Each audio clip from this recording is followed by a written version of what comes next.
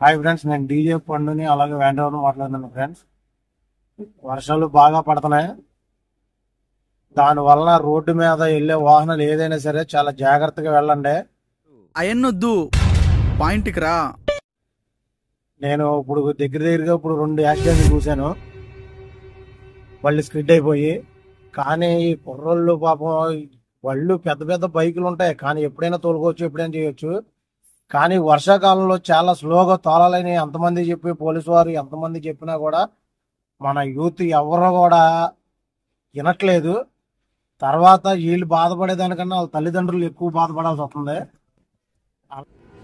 అలాగే మన ఫ్రెండ్స్ అందరూ కూడా వ్యాన్ తోలేటప్పుడు కూడా చాలా జాగ్రత్త తోలండి.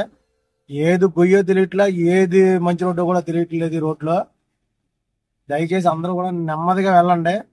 మరీ రిస్క్ అనుకుంటే మాత్రం పక్క తీసి బండి పెట్టేయటం చాలా ఉత్తమమైన పద్ధతి.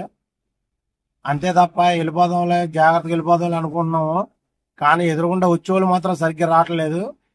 ఈ బైకులు తోలే పిల్లలు మాత్రం వర్షం లేదు, ఎండ లేదు, ఏమీ లేదు, వాళ్ళు మాత్రం ఎమ్మ స్పీడ్గా తోలుతున్నారు.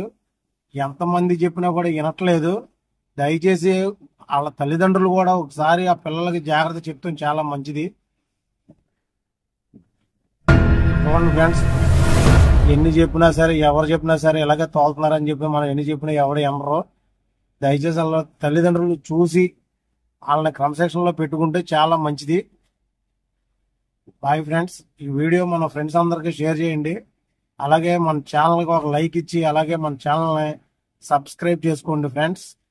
బాయ్ ఫ్రెండ్స్, జాగ్రత్తగా తోలండి ఫ్రెండ్స్. అందరూ కూడా వర్షాకాలం చాలా జాగ్రత్తగా ఉండాలి.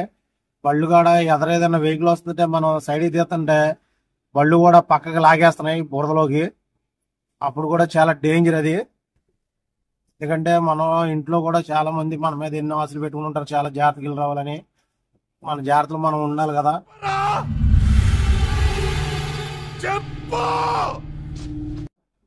అర్థం చేసుకుని అందరూ కూడా. Boy friends.